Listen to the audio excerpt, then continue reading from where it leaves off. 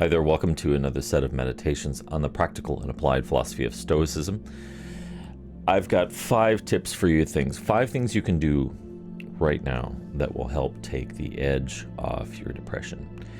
These are in no way substitutes for going to see a mental health professional, going to talk to a friend, going to talk to a counselor, but these are 5 things that you can do right now that will help take the edge off the depression that you're experiencing. The very first thing that you can do right now to help take the edge off your depression is get outside, go take a walk, go take a very long walk. Do yourself a favor, leave your phone behind. It's okay to let your mind wander. In fact, long walks are good for processing things that you're experiencing, processing what you're going through. It's laying everything out on the table and evaluating what you're feeling, evaluating your emotions. But go take a long walk. It's good for the soul, it's good for the body, and it just does you a world of good. The second thing that you can do right now to help take the edge off your depression is to just go out and see a friend. So you could tie this in even with the first item. Go see a friend and go for a walk together. Go talk things out. Be willing to share and talk about what you're feeling right now. And if they're willing to listen, awesome. Or even talk about shared memories and positive things and happy things that can help stir your mood, help you get out of the funk that you're in. But bottom line, go see someone face to face. And when you go talk to them, put this device away. Put it in your jacket pocket, put it in your back pocket, whatever, away from your hands so that you can engage face to face, eye to eye, and have a much more meaningful conversation that way. Put your phones away, right? Okay.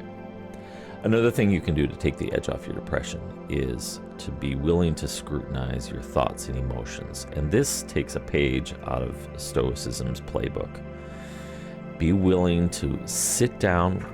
Do it with a journal, a notebook, or you can do out loud, whatever.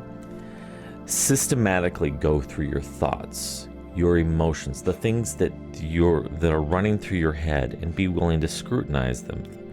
Evaluate what you're feeling and ask yourself questions like, are there more healthy ways that I could be thinking about this? Or how has my upbringing and my life colored or tainted my perspective on how I'm viewing this event or this thing that's going on in my life? Because more often than not, our mind taints our perspective on reality and the things that are going on in our life. So somehow you need to take some time and disassemble your thoughts, disassemble your feelings, and be willing to go, you know what, maybe this isn't the most healthy thing that I'm dwelling on, or maybe this is not a healthy perspective. Maybe there's actual truth that I'm willfully blind to seeing. So be willing to scrutinize your thoughts and your emotions. The fourth thing that you can do right now to take the edge off your depression is to go do something nice or good for someone else today. And that's a selfless act of service. Do something wonderful for your neighbor. Does your neighbor need help shoveling out their driveway? Go do it. Go help a friend move, or do something nice for someone. If you have nobody in your life, maybe consider doing something really outrageous and out of your comfort zone. Maybe go visit a nursing home and play the piano, or go visit with some people who are lonely. When you get out and you do something selfless to help other people, and it doesn't matter what it is, it just has to be something natural and like genuine from your heart. Just go do something good for someone, and it has this fantastic byproduct where it not only benefits the person that you're helping, but it also benefits you emotionally. You get a little bit of a charge or a kickback, emotionally speaking, from when you help someone out. You get that little bit of a dopamine rush, and that too will help take the edge off your depression. Go do it. The fifth thing is this, and that's to practice gratitude daily. Daily. This is a non-negotiable. You have to do this. Why? Because we all have faulty programming in our mind. We've been programmed from birth through our upbringing, through the schools that we've been to, the friends we've had, the bullies that we've encountered, the experiences we've had in life. All of that has colored and tainted how we see life. And more often than not, it becomes very difficult to be grateful for all of the things when we think, oh, well, only the bad things, all the bad things always happen to me, or all the terrible things happen to me. Take stock every day. Write down 3 things every day that you're grateful for. Dig deep, evaluate all the things in your life and go, all right, even this difficult thing in my life, how can I be grateful for this? What are the things that I can learn from this experience? Or how can this thing be used to help me grow as a human being, to help me become stronger, more self-sufficient, and to be able to endure more adversity and things that go on in life? I'd like to say that you would be amazed about the results, but the results are so subtle. When you practice gratitude daily, there's this mental shift that starts to happen over time where you're able to, it's almost like you've got blinders on your eyes. This inability to be grateful for things, like everything sucks, right? But when you practice daily gratitude, writing down 3 things minimum every day that you're grateful for, this thing happens where the blinders start to fade out and you start to see with greater clarity all of the things that in your life that you have to be grateful for. And it could be just simple things. It could be deep things that you can be grateful for. Adversity. You can be grateful for struggle, for what it produces out of you, for making you stronger. Spend that time. Be grateful. I've got one last item that will help take the edge off your depression, a bonus item, if you will. And we're almost literally taking a page out of Marcus Aurelius' book, in Meditations, notebook number 5. Marcus writes, he's writing about admiration and removing the excuse that you have nothing of merit to offer the world, such as the merit of good public speaking or being a really good at a particular profession or skill or whatever. Marcus is basically saying, writing here, no, you don't have an excuse. These attributes that he's about to list out here are within your control. These are items of merit that you can cultivate and express and live out. And as a result, it helps make you a better human being. It helps give you greater perspective and a sense of purpose and dedication. Gives you something, it gives you a healthy preoccupation that is not your depression or whatever you're going through. It's a shift of mind, a shift of your focus. He writes, the qualities you can offer then are those that are entirely up to you. Candor, dignity, endurance, indifference to pleasure, acceptance of your lot, frugality, kindness, self-reliance, unaffectedness, discretion, stateliness. Do you see how many you're able to offer right now without excusing yourself on the grounds of ineptitude and incompetence?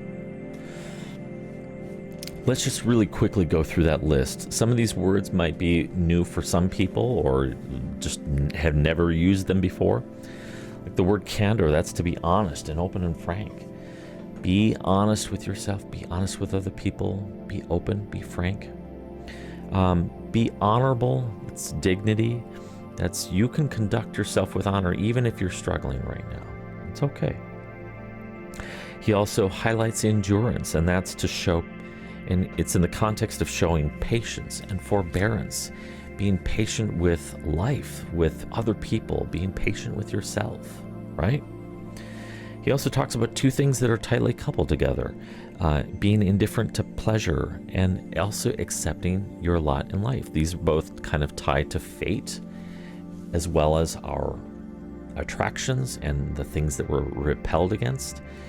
Marcus Aurelius encourages us to be even-keeled, to be unaffected, to not be drawn into the lure of attraction, or to not be repelled by things that others might be easily repelled by, but to learn how to persist through these things. He also talks about frugality. That's being content with your means, being creative with what you do have, and not feeling driven that like you've got to acquire more and more and more. Learn to be frugal with little. This is, in fact, we see this exhibited in the trend of minimalism, where people do minimalist lifestyles, where they sell off most of their goods and they learn to be content with very little.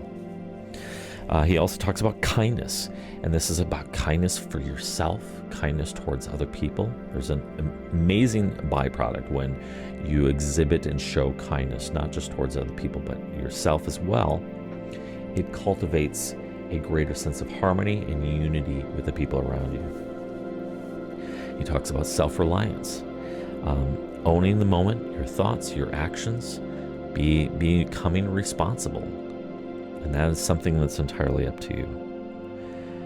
He also talks about being unaffectedness, and that means to be steadfast, unmoved, and to be strong and dedicated in your actions, not to be moved and swayed just because things get difficult or someone is offering some sort of attractive distraction.